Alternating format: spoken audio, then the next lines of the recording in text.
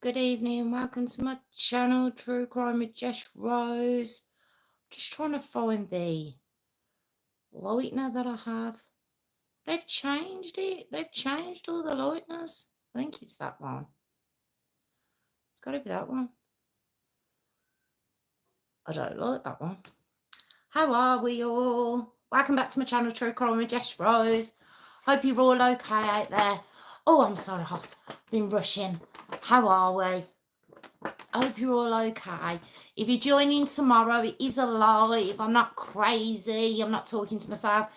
I do start the live by having a little chat. So if you want to fast forward to about, I don't know, 5 minutes, that's fine. Curious as to why you're not here with us on the live, but it's okay. Let me just say, I'm not really liking this filter at the minute. I'm not liking this one. And I don't know where the one that I like is. Is it that one? I think it's that one. There we go. I think we got it. Hey, Phil. How are we? Jazz Rose Tuesday. How are we? It's request day. I'm all hot again. Hey, sis. How we doing? Look at you with your spanner thing. Your moderator. Phil, Tiff's now officially our moderator. Huh? She's been strutting around like a peacock for the past 3 days. So, yeah, she's very impressed with herself. I hope you're both okay. Bit of a one for you this evening, but I'll explain it. Ooh, I'm not Jesus. She does believe herself to be, though. That's who she does believe herself to be at the minute.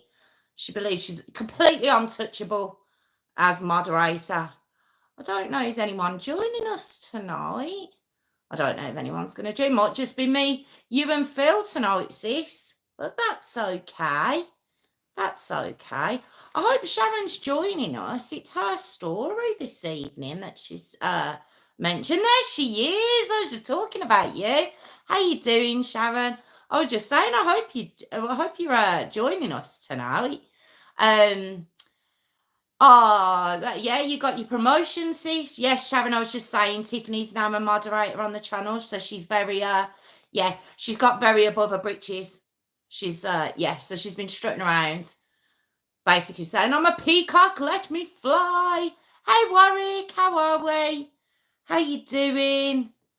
How's everyone? Had a bit of trouble on my, channel the past couple of days from our friend. You won't have seen it because I've been going in and deleting all comments, but yes, so that's been fun the past couple of days. But hopefully that should be the end of all the drama. That's what I'm hoping anyway. That's what I'm hoping. But yeah, how are we all? What's gonna say? Yes, if you are watching tomorrow, if you want to join my Patreon, it's patreon.com/JessRose5472. Why are you not as moderator? I probably should have given you a heads up, shouldn't I? That's probably what I should have done. Yeah, I was just trying to get it gone before anyone noticed, to be honest. And every time I was deleting it, it was coming back up. In fact, early hours in the morning sometimes. So, but luckily, I have day walking vampire children, so I'm awake all the time. So, so I managed to nip it in the bud. She says, who knows if I've nipped it in the bud. Right? This story is obviously Sharon's request.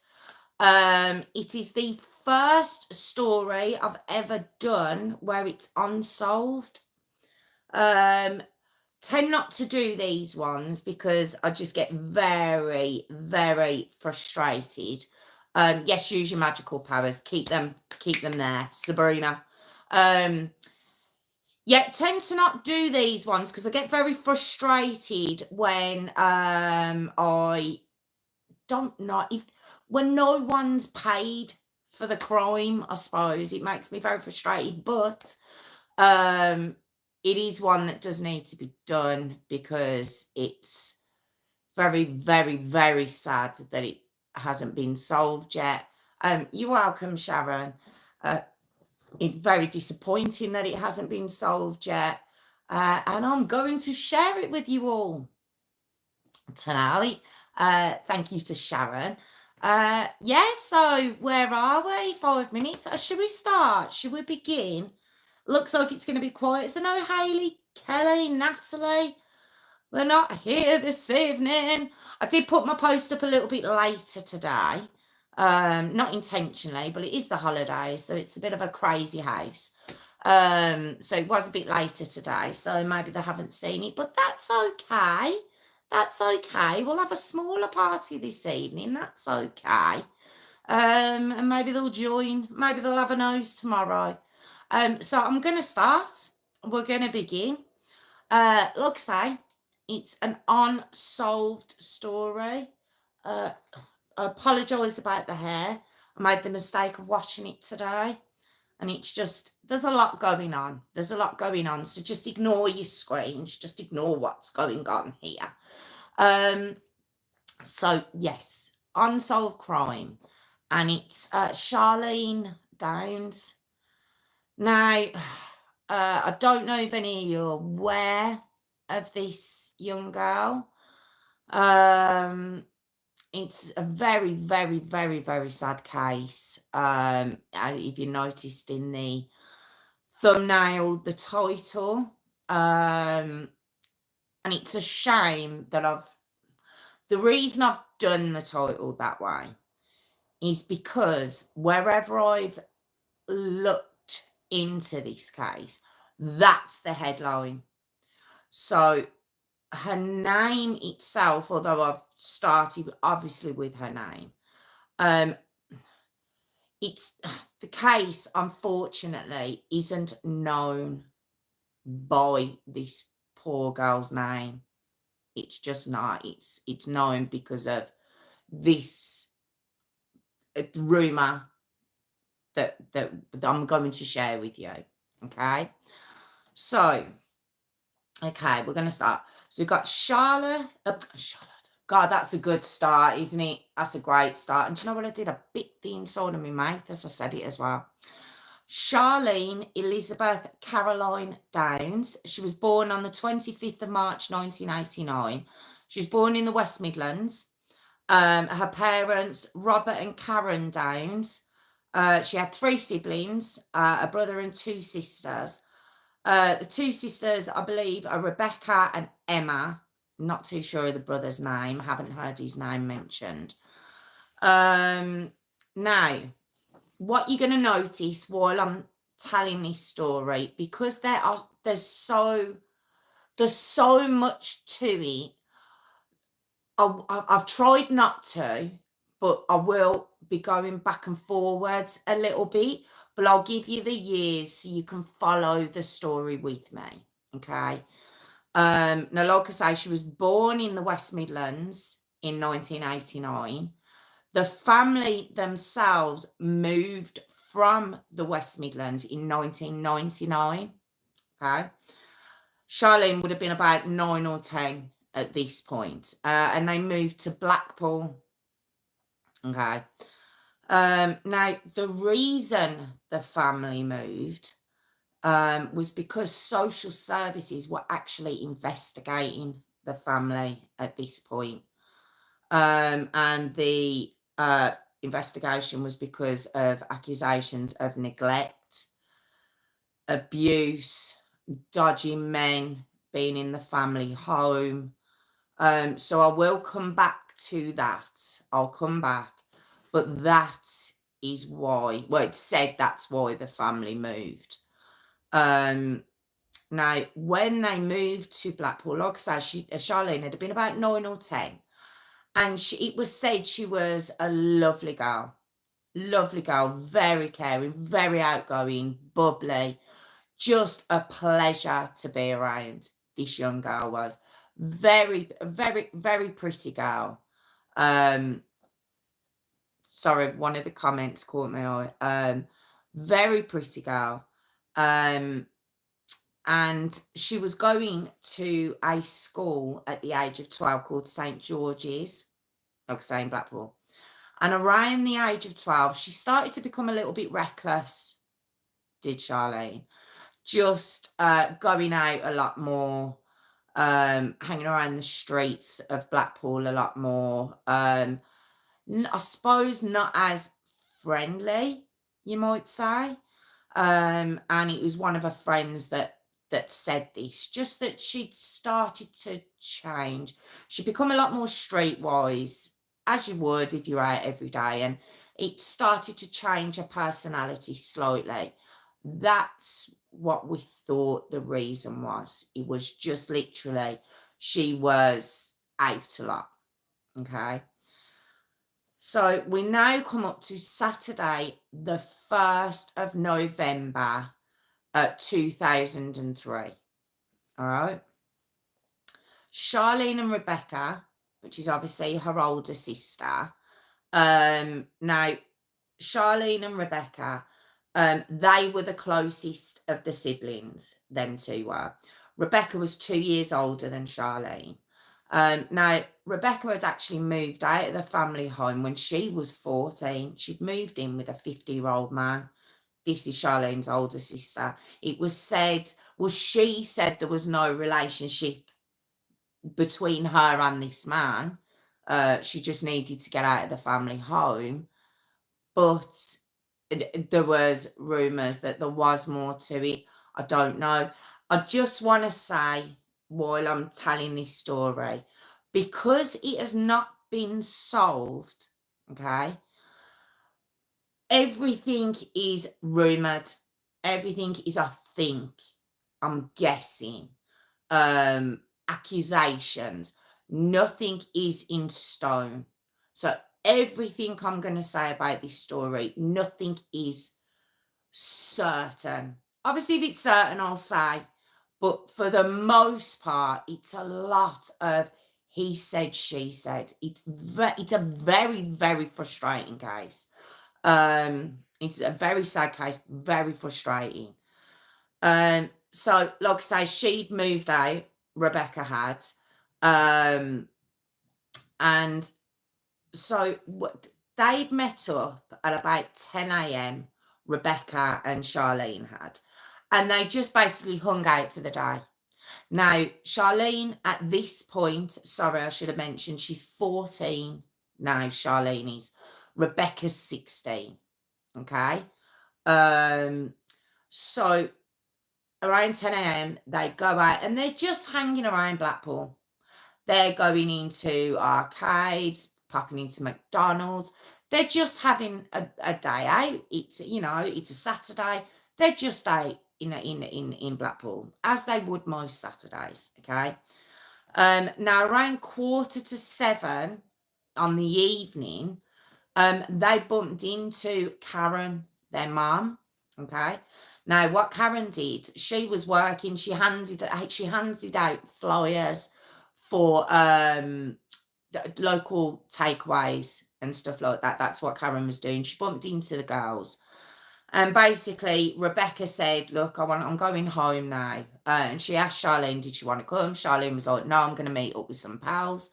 So Rebecca goes off and Karen, Charlene's mum, stays with Charlene, and Charlene goes to a telephone box and she phones a few of her friends.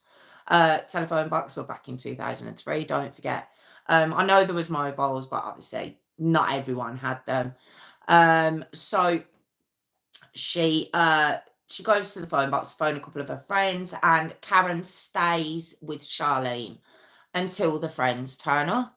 And Karen goes about handing out her flyers again, and Charlene goes off with her friends. Unfortunately, that's the very, very, very last time Karen sees her daughter. But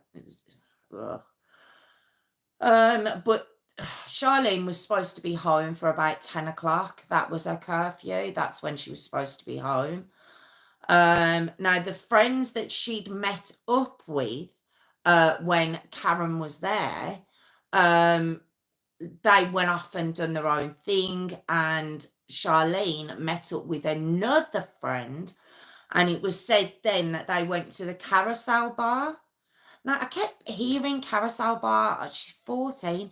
I'm not too sure. I've seen a video of it and a picture of it, but is it a bar? I presume being Blackpool, kids can go in there. Maybe the friend was older. But that's where she then went on to. This is in the North Pier of Blackpool.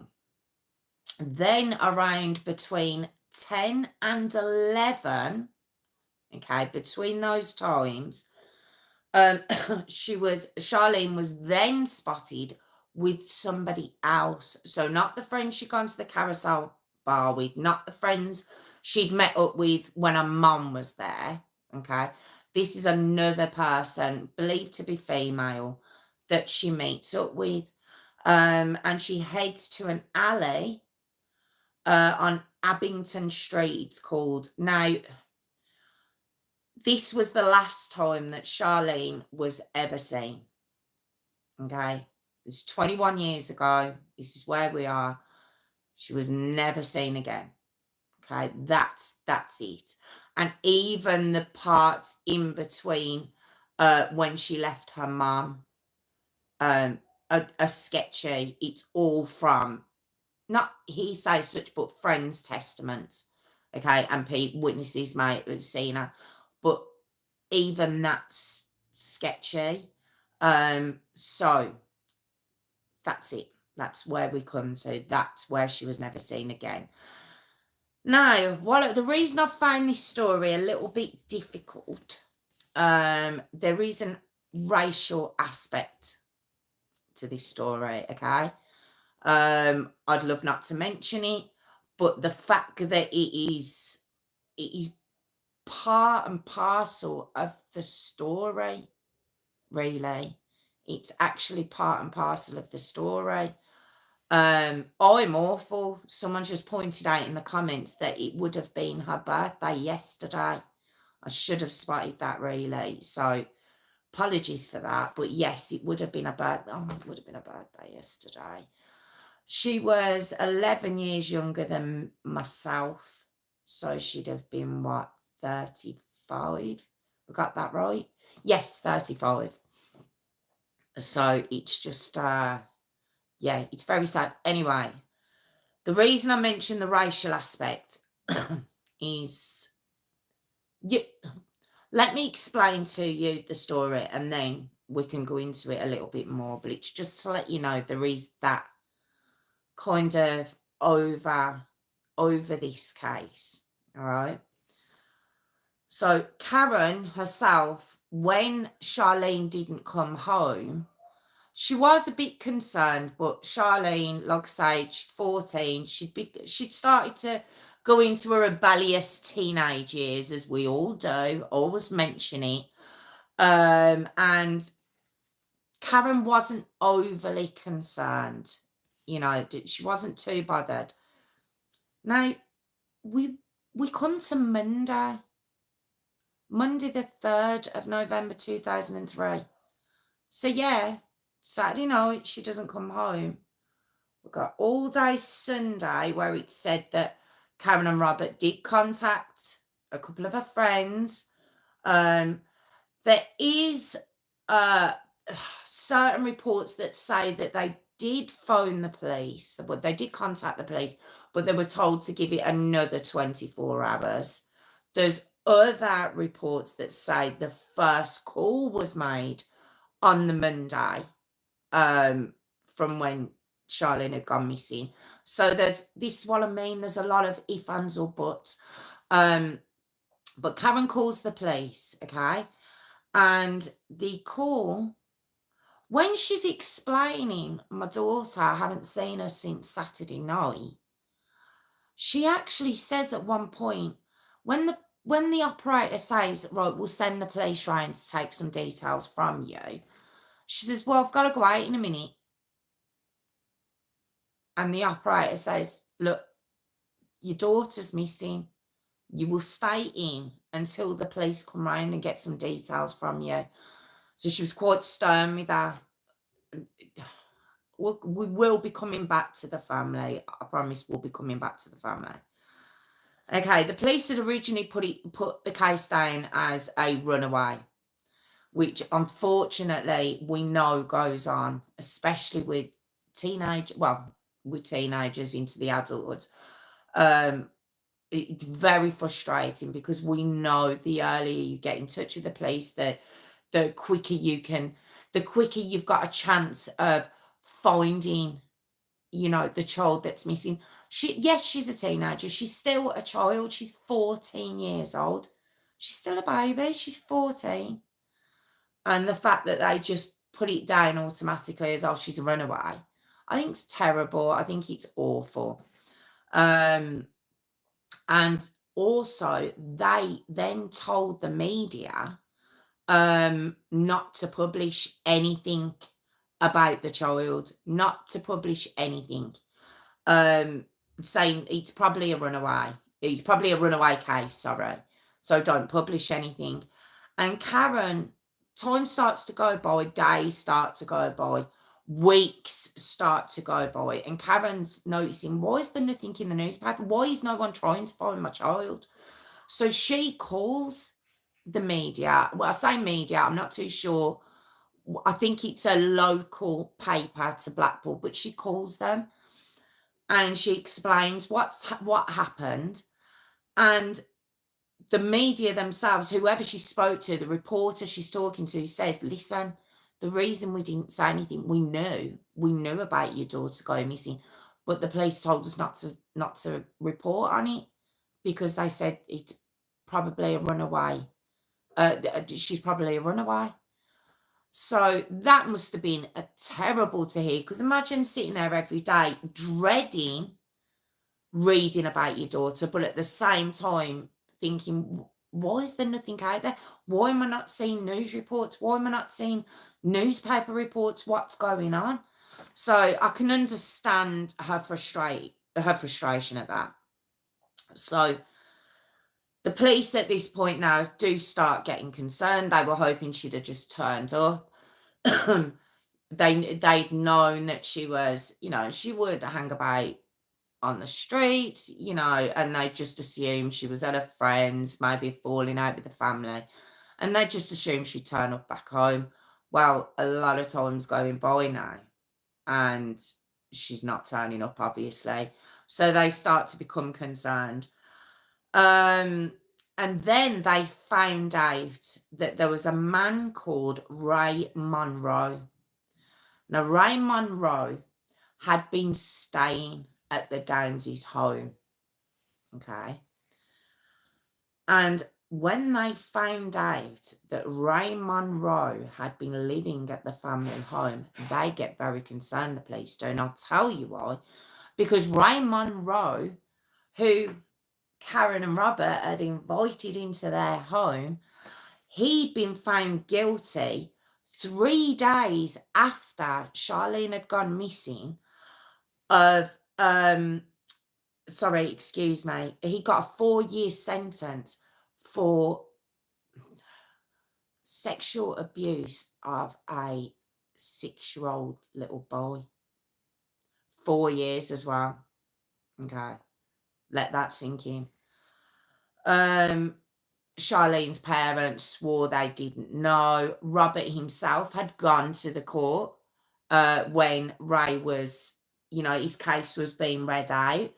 He says he didn't realise because Ray pled guilty to these charges. I presume that's why he only got the 4 years. And Robert, basically said, oh, I didn't realise, I didn't know, I was just supporting my friend, but I didn't know he was going to plead guilty. So this is what Robert was saying, and that he knew nothing of his friends' extracurricular activities, let's just say. Okay. So then the police really start looking into the family. And they find out why the family moved from the West Midlands to Blackpool. Okay. Now remember I says did I say they were being investigated? Did I say that? Oh God, I've got myself messed up. I told you I was going back and forward. Can someone tell me, did I mention why the family had moved from the West Midlands to Blackpool? Did I mention that? Can someone tell me? Look, we'll just recap. Okay. They were being investigated by social services for neglect and abuse and dodgy men in the house. Yes, I did say it. I had said it. Right. Okay. Well, we've recapped. So the police found out about this. Now, when they were being investigated back in the West Midlands, they were talking about removing the children from the parents' care, and that's why it said they did a runner to Blackpool, right? And then they look back, and when Charlene was 9 years old, all right, she'd actually accused another family lodger of not only touching her, but forcing himself on her. This is when she was 9. Now, she was still very sweet up until she was 12, but remember, that's when the change came about. Now, if you can imagine, that's happened to you, all right? Teenage hormones start to come into place. Could be a very good reason for the change in Charlene's behaviour. Let's just say that. Okay, so that was what had happened with the family. Now, the police were looking into that. So let's just say Charlene had the worst start to life. That's where we are at this moment in time. Okay. But then in 2006, a man comes forward. Yes, you're right. 2006. This happened in November 2003. So the family now have gone 3 years of not knowing, but a lot of rumours have been circulating. Okay, they've been circulating around the areas, right? Now, one of the tips that came in was that Charlene had been found dead at a railway track. And a member of the family actually came knocking on the door to Karen with flowers, saying, I'm so sorry, this is what I've heard. Can you can't imagine what would have gone through her mind, and her emotions at that time turned out to just be yet another rumour. A lot of rumours. Anyway, like I say, 2006, David Cassidy. He's a slot machine installer. Now, David Cassidy, he works along the takeaways throughout Blackpool, and I presume he services the slot machines. So he hears a lot. He knows a lot of people. David Cassidy, not a great character. Let's just say that. Not exactly a great character. But anyway, he comes forward to the police and he says, I've had a conversation with a guy, right? The guy's name's Tariq. Tariq has a brother called Ayad-al-Batiki. All right, excuse my pronunciation. But that's Tariq, or Tariq's brother. Okay. And I'm just going to call him Ayad, right? Then you've got, now Ayad is 28. Ayad is friends and business partners with a guy called Mohammed Raveshi. Again, I think I pronounced it right. And it said, David Cassidy came forward and says that Tariq said that Ayad and Mohammed had basically been bragging that they were the ones who'd killed Charlene. Right? So this comes forward. Now, Ayad owns a takeaway called Funny Boys. spelt with a Z. It's got kind of pictures of Lauren and Hardy on it and stuff. He owns that takeaway. Mohammed himself, Mohammed is, I think he's 55. Now, they're just, everyone I'm going to talk about in this story is dodgy as hell. That's my own opinion. I'm throwing it out there now, but they're dodgy as hell. Everybody's getting it. Okay? I don't know what you think about that, but everyone's going to get it. Right. So now that I've got that off my chest. So Mohammed, he fosters young girls, does Mohammed. There's video footage of a couple of these girls there. And one thing I'll say about these young girls, the impression I got, okay, he acts very, especially in the recordings of him with these foster girls, he comes across as very, yes, I agree. Someone said innocent until proven guilty. I agree 100%. But just let me finish, Warwick. He himself, he fosters young girls. Okay, I've said that. So the young girls on camera, it comes across to me that they think they're getting one up on him, in the sense of they kind of giggle, they're laughing at each other, and it looks like they think they're making fun of him and thinking, yeah, obviously this guy likes us. He starts talking about how nice their legs are and things like that. Swears he never goes near them, but it's actually on footage where he's behind one of them, and I think he kisses one on the head. And because he comes across as so not innocent as such, but just, I'm trying to help you, I took it that these girls would have felt they were taking advantage of him, in the sense of, look, he's letting us stay there. He's giving us money, Oh, we've got him wrapped around our finger. These are very young girls. And this is a 55-year-old man. So they weren't playing him. He was playing them. But that's a young teenager's mentality. They know everything.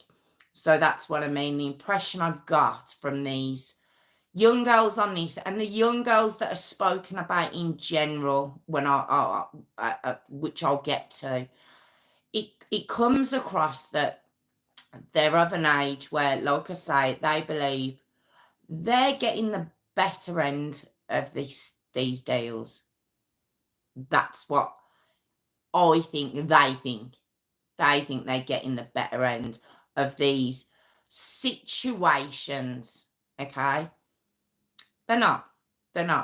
We all know, they all know that it's not. Well, we all know that it's not, should I say. Adults would know it's not. But I don't know if I'm getting my point across, but if you could see them, it does look like that they just believe that they're getting one up on this guy, okay? And they're not. He's not this nice guy who they're taking advantage of and thinking they're getting one up on. Not at all. All right? So, like I say, he fosters young girls. He owns some takeaways around Blackpool. Yes, very cocky girl. Very cocky. That's it, yes. So he owns some takeaways around there. That's how he gets to know Ayad. I'm going to say Ayad. Okay. That's how he gets to know him. They become business partners. So that's their relationship. All right. Mohammed also had been found in bed, 55, remember, with 3 young girls. One of them was Charlene. All right. One of them was Charlene. Now, Ayad was known to be violent. It doesn't say that about Mohammed, but Ayad was known to be violent, the younger of the two. And what had happened was, now I'm going to go into a little bit more detail. Again, it's my own opinions on this case. I can't do the case justice unless I cover this part of it. All right.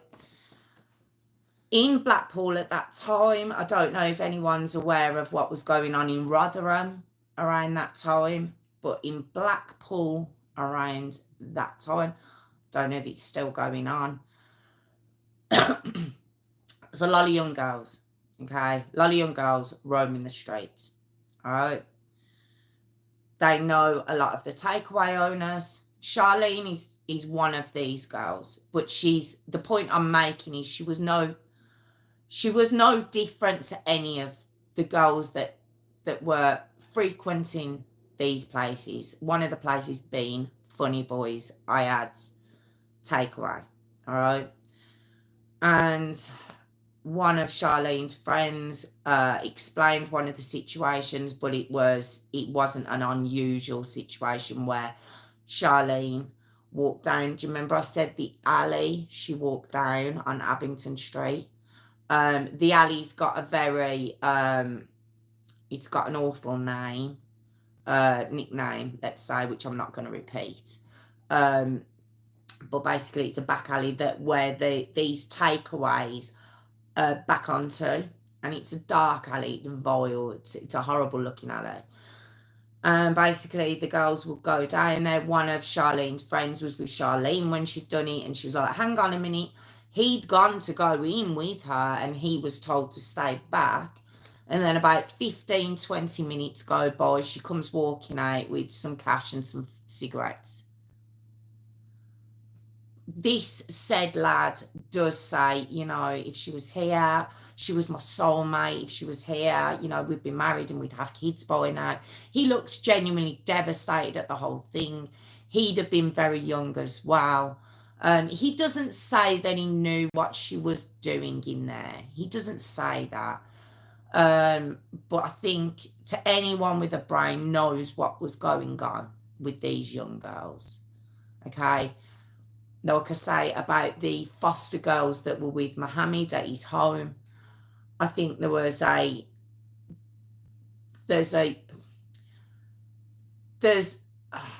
group of young girls. I don't mean that they know each other. I just mean a generation of young girls who come from rough starts, rough upbringings. Not all of them. I'm not tarring anyone with the same brush, but they come from a rough upbringing, so they're on the streets a lot, okay? They're roaming the streets, they haven't got a lot of money, they're going into these takeaways to keep warm, they can have a laugh with these takeaway owners, thinking, and this is what I mean, these girls, I imagine, and I've seen interviews with a few of them, would believe that they're getting one up on these guys, these grown men, and they're like, yeah, all I have to do is this, and I'm getting cash, I'm getting money, I'm getting cigarettes, I'm getting alcohol. These girls think they're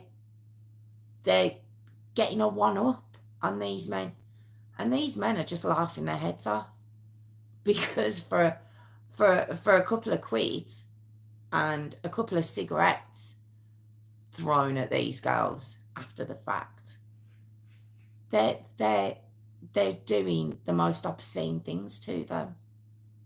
These, you know, as young as 11, I've heard there was up to 60 girls at this time that were known to the authorities. It was known that this was a thing going on, and the police wouldn't touch these cases because the girls weren't coming forward, and it didn't want to be seen as being racial, okay? there is a racial undertone to this case. I have to, in order to tell the story, I have to point that out. And that's apparently why the police were dubious to get involved. And the girls themselves, for the most part, were, like I say, I suppose they just thought that they were getting the better end of the deal.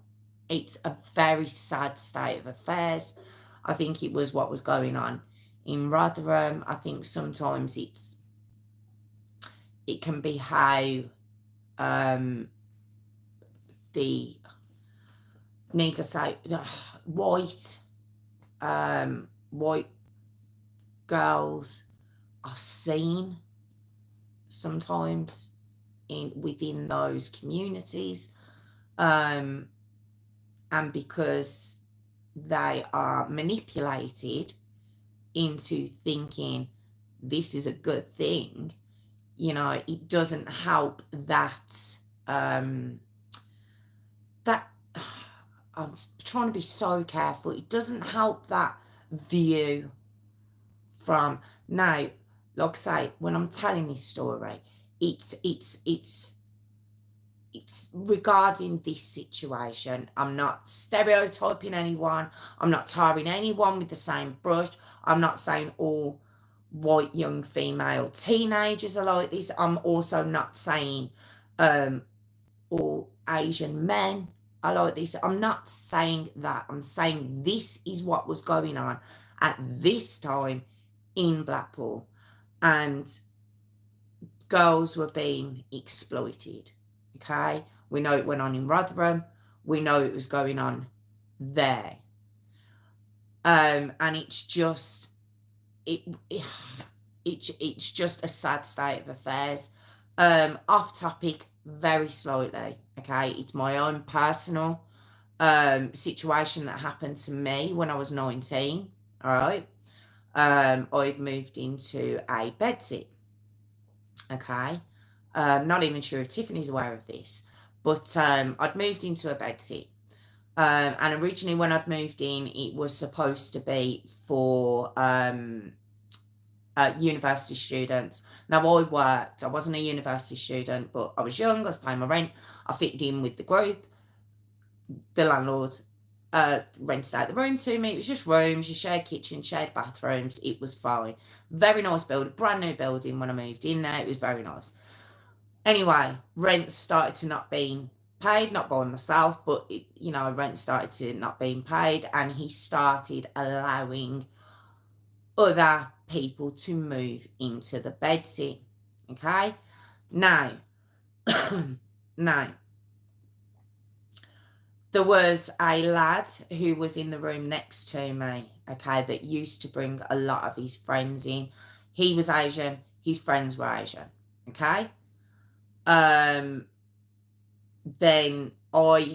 the one evening I'd come home, let me just tell you a little bit about me. I worked very hard, okay. I wasn't a drinker. I was quite a boring girl, let's put it that way. I was very boring. I'd go to work, I'd come home. That was, I was quite boring. Very family orientated. Saw my family a lot. That was it. That was my life, okay? And the one evening, apparently they'd all been drinking. And they decided that they wanted to start banging on my door. Now, it was a bedsit door. It wasn't like a front door. It was more like an internal door, really, with a lock on it. And they started kicking my door. And it was frightening. They never came in. Luckily, I had a bit of a mouth on me, and I had enough of sitting in the room scared, so I opened the door, blasted the lot of them, and it quietened down, and that was luckily the end of it. But I went to my landlord the next day, and it wasn't so much the landlord that said it, but it was his nephew, who again was older than me. And he basically said, yeah, well then, and I asked the question, I said, why was they doing that? What was that about? And he actually said they know what white girls are like. Okay? That's what was said to me. And I remember being confused. And what do you mean? And he's like, well, you know. And I remember asking the question, had I been of a different race, would that have happened? And the landlord and his nephew quite openly said, no, it wouldn't have. It's because you're white. And they know what white girls are like. So I'm just saying there is that image that's out there, unfortunately, of young girls of a white race. It's not on. It's not needed. This is what was happening at that time. I don't know if it's such a thing now in 2024. I don't know. I'm just saying, just to put a bit of perspective on what was going on in Blackpool at that time. That was how things were working. All right. Okay. So now we go back to the story. So Charlene had enough, basically, and she was feeling used. All right. So David Cassidy, the man I'd mentioned to you, the slot machine installer, he told the police that Charlene had said, I've had enough of this and I'm going to the police. Apparently it was while she'd been in a room with, why can't I pronounce his name? Bear with me. I've lost his name. Ayad. Apparently she'd been in a room with Ayad. She'd gone out into the room with Mohammed afterwards. And she'd said, I'm going to go to the police. I'm tired of being used by you. Okay. They'd got scared and they'd killed her. This is David Cassidy saying this. All right. This is what was said. So it was said that Ayad had done it. Ayad had actually murdered Charlene and Mohammed had disposed of her. And he said that he'd done this, which is where the title comes from in the thumbnail, by grinding her up in his meat grinder and serving her as kebab meat to customers. Okay. And it's David Cassidy that said this. So, of course, the police bring Ayad and Mohammed in. They denied even knowing her.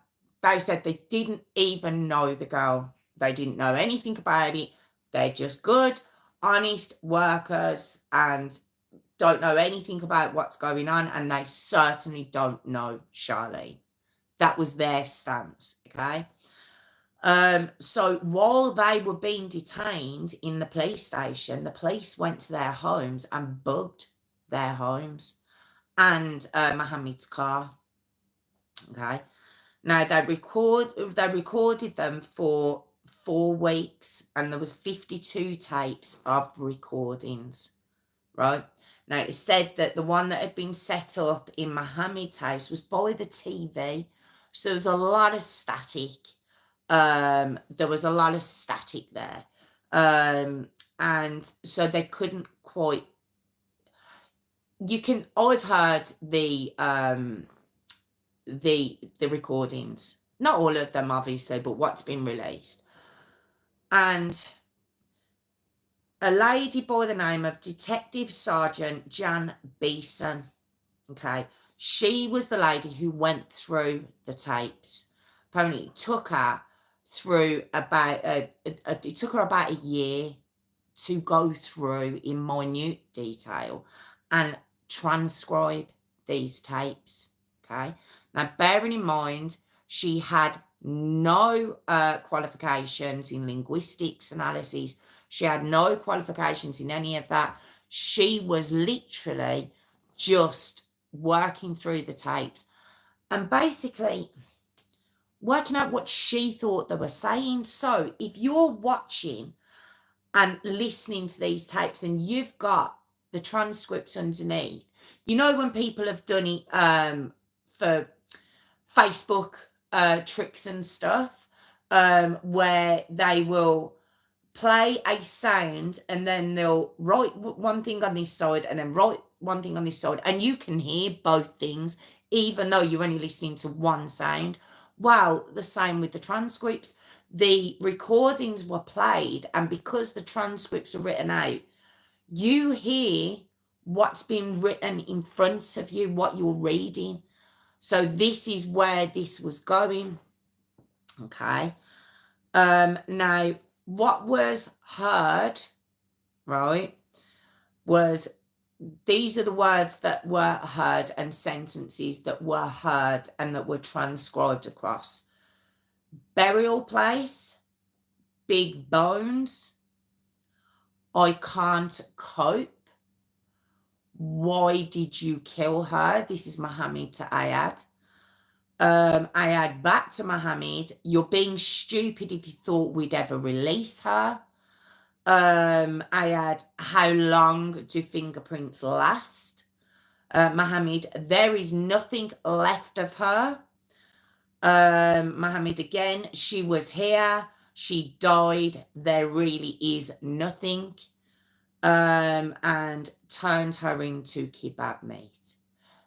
There is more, but that, for the main part, was things that were picked out of these recordings. So with that all being said, plus she said that they sounded very nervous and very worried on these tapes. Okay. So this is what, she is a witness for the prosecution. She's their main person, as well as David Cassidy. Okay. So in May 2006, the trial begins for Ayad, let me pronounce his name again, Ayad-al-Batiki and Mohammed Raveshi. Yes. Their trial begins. Now, they pled not guilty. They say they don't know the woman. They don't know the woman. They don't know the girl, i.e. Charlene. They don't know anything about it. This is what they're saying. So what the prosecution have got, they believe, is David Cassidy as a witness. They've got the transcript from Jan Beeson. They've also noticed when they went round to look at Mohammed's house that there is his floorboards. It's a very old house. You can see his house there's a documentary that bless Sharon's got on her channel. Please have a look at Sharon's channel. It's amazing. It's Sharon Indie Sunshine. Please have a look. She's got some fantastic documentaries on there. And on one that I did watch myself, you see his home, and it is very shoddy. It is. But there was brand new floorboards put down in certain parts of what looks like the living room. Okay. And yeah, he's like, he then shows the at certain parts him while he's talking to these cameras. He's like, yeah, look, I'm very handy. I do all my own renovations and stuff. I presume to say why new floorboards were down and everything. But that's all the prosecution have got, really. But they think they've got a slam dunk.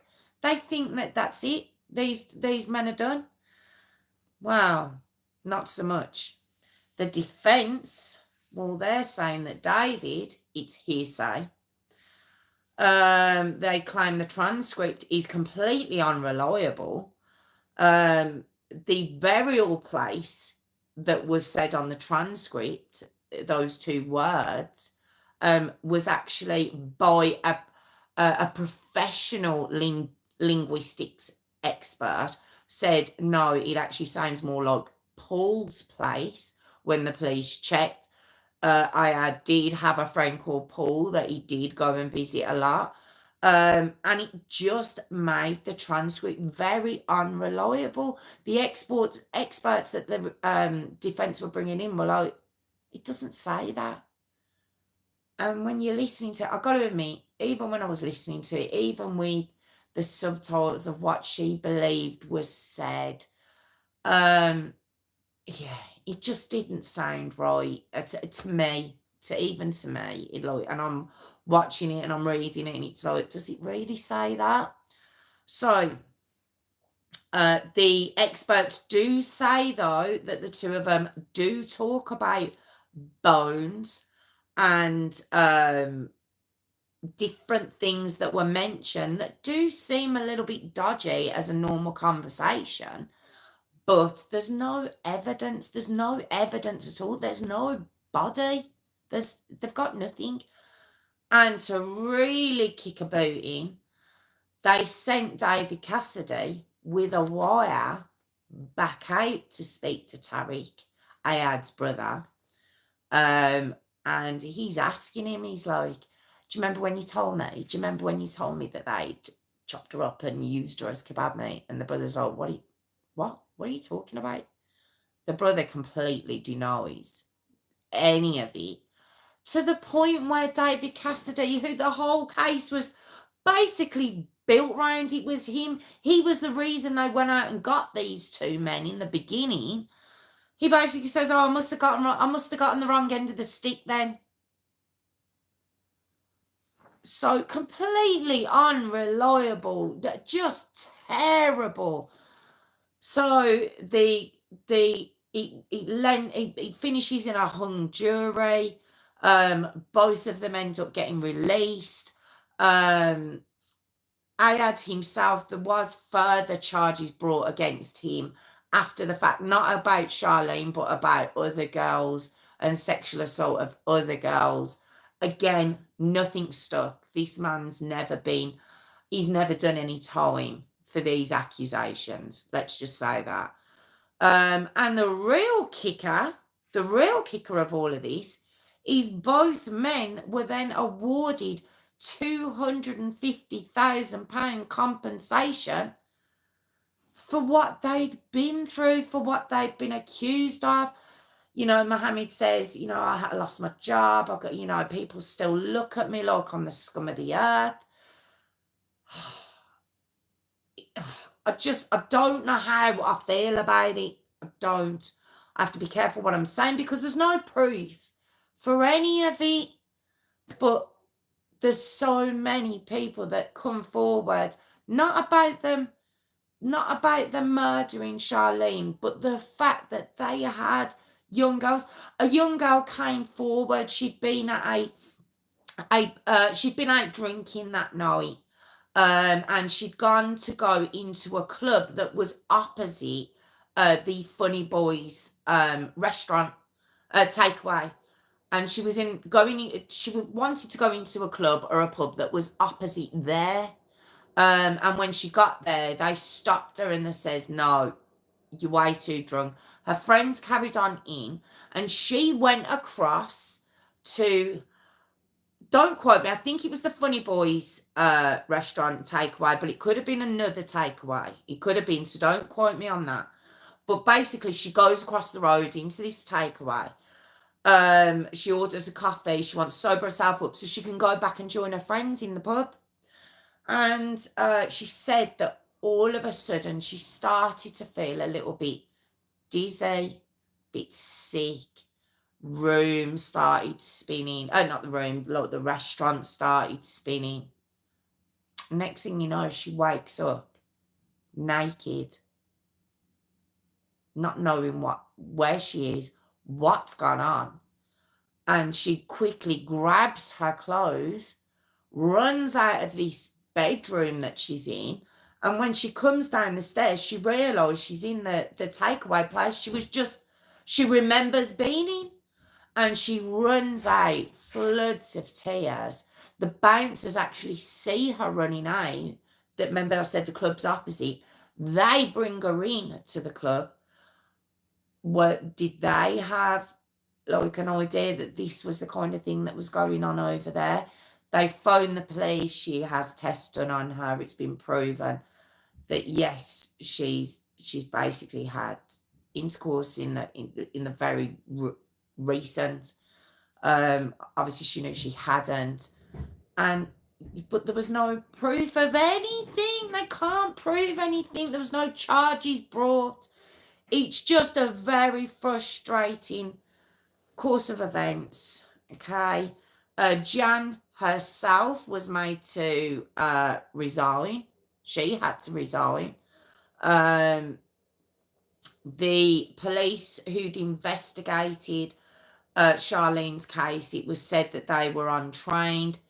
They were possibly biased against the group they were bringing in. Like I say, this was said to have been a known thing that was going on. Again, I don't mean the murder of Charlene. I mean the practices with the young girls and the Asian men. It was said that the police knew, so it had possibly made them biased against the two men that were brought in, Ayad and Mohammed.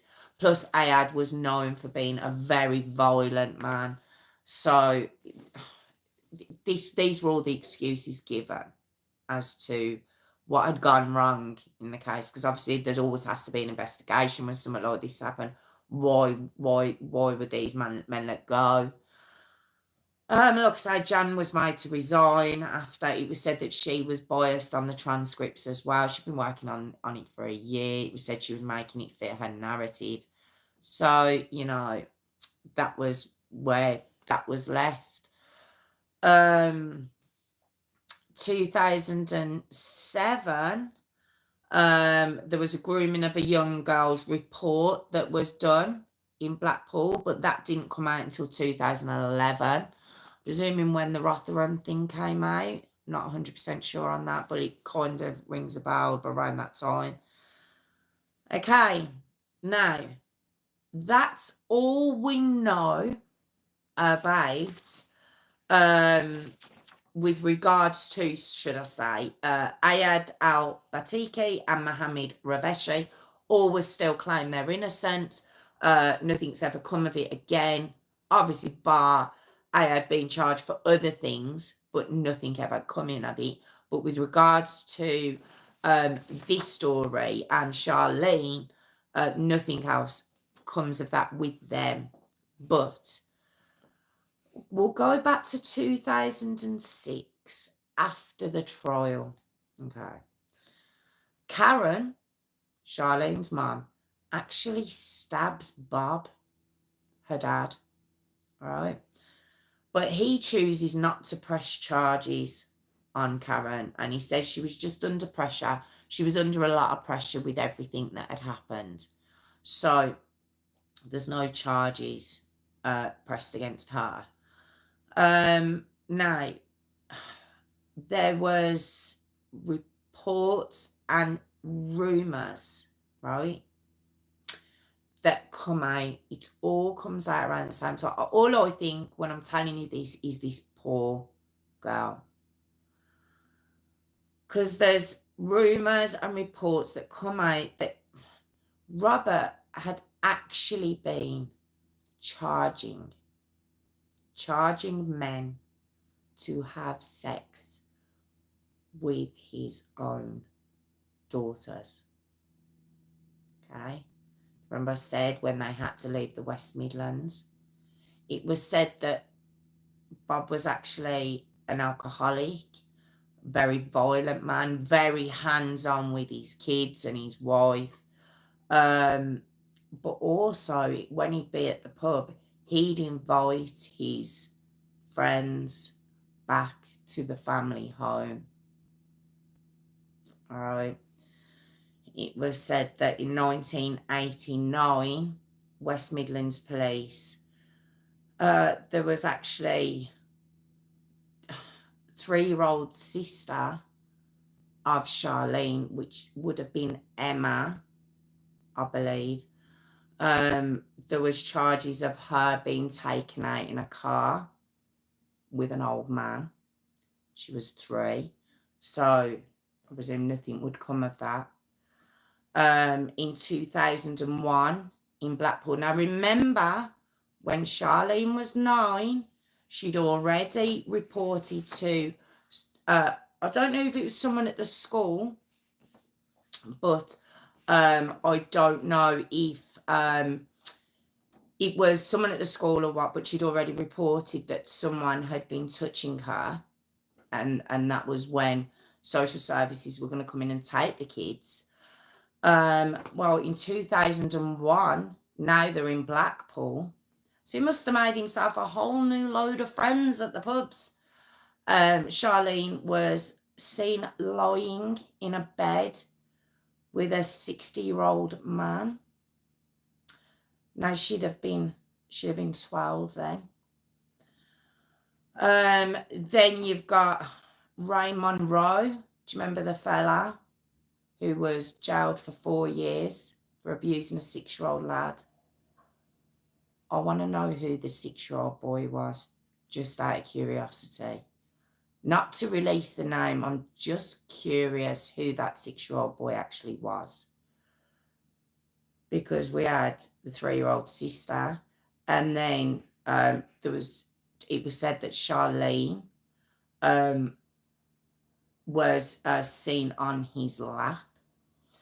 And just a real kicker, Charlene had been to the health clinic 12 times before she went missing. 12 times in a health clinic.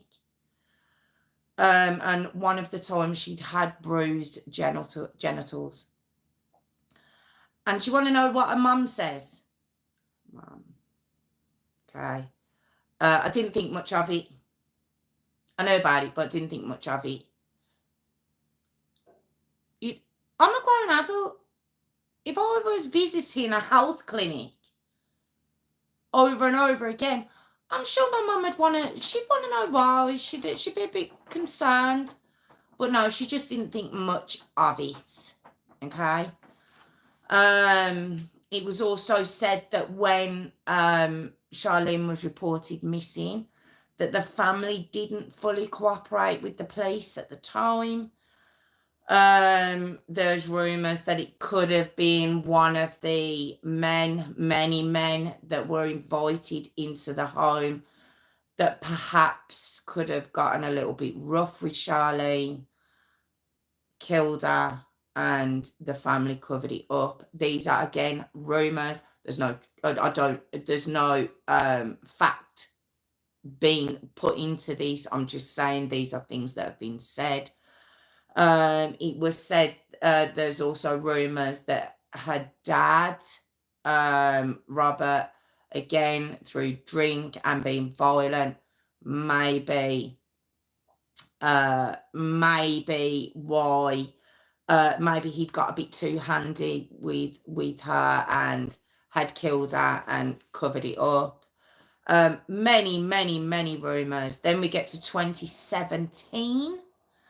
There's a man called Nigel Lloyd who was 51, also convicted predator.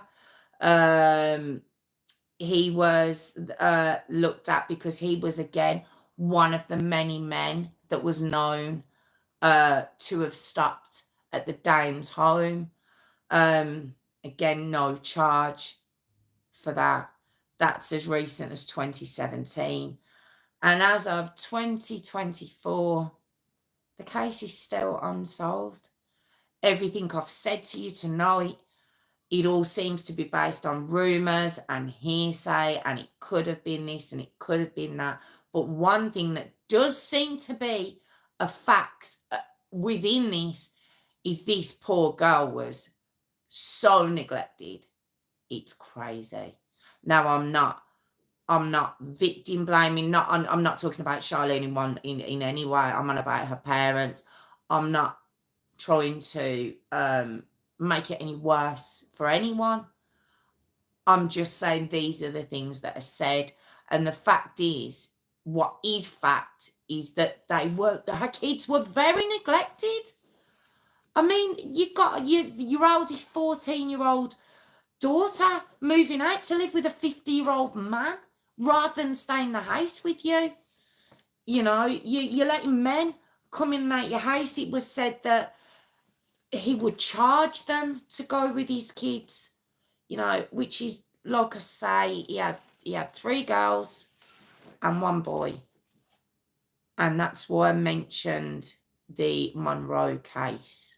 That's the only reason I was throwing that out there, because it was a 6-year-old boy. But again, it's all so messy.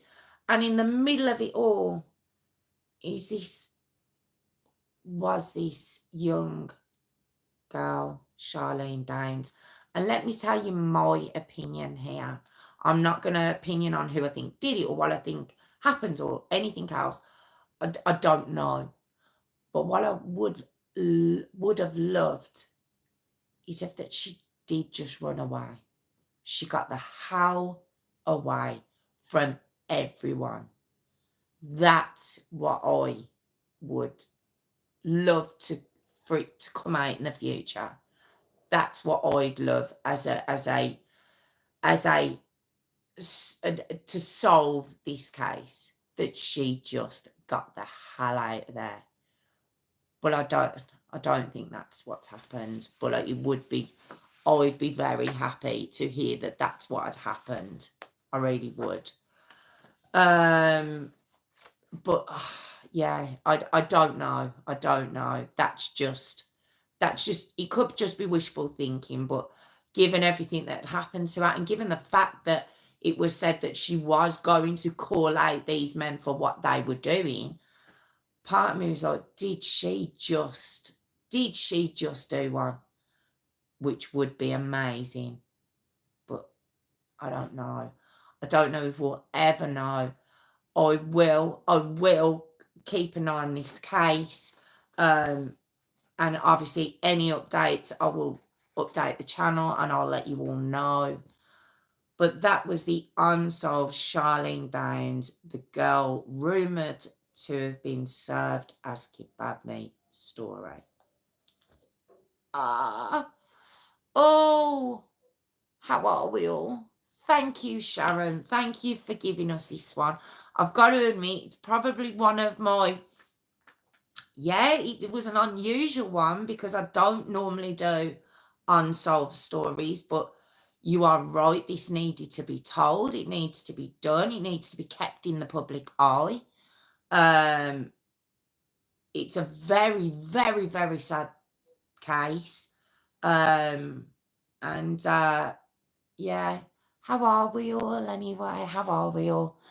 Are we all still there? How are we? What do we think of that one? Oh, thank you, Sharon. Yeah, I do. I would love to think that she just ran away. I'd love to think that she just made a friend and just thought, let's get the hell out of here and start a life. But I don't know if that's just wishful thinking. Oh, Mum, was you here? I didn't know you was here, Mum. Mum, stay for the jingle then. You must stay for the jingle. You stay for this long, you have to.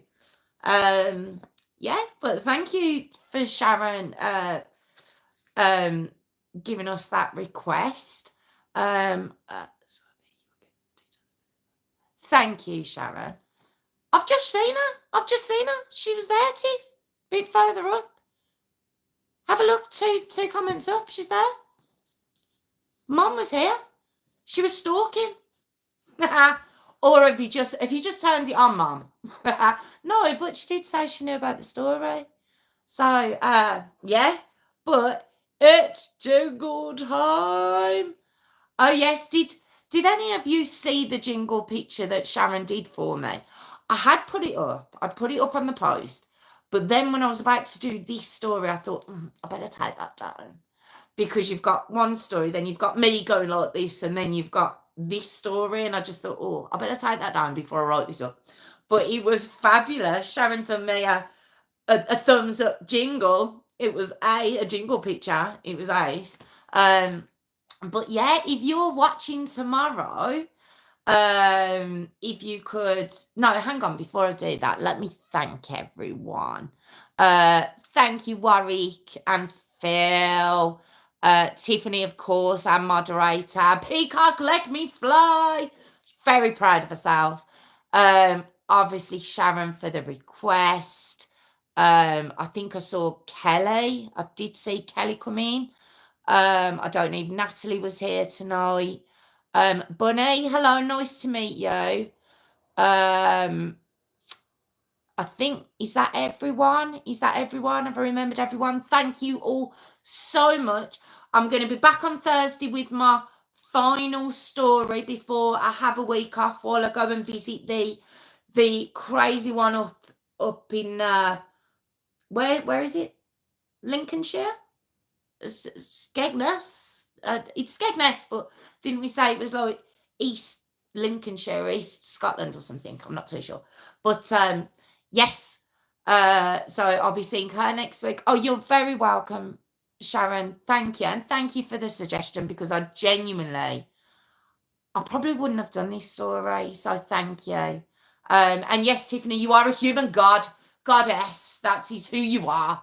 You're my moderator goddess. So if you're watching tomorrow, if you could join my Patreon, it's patreon.com/JessRose5472. And can I just say thank you to Sharon for being my first Patreon subscriber. Do I call you a subscriber or follower? What are you on Patreon? What's the term on Patreon?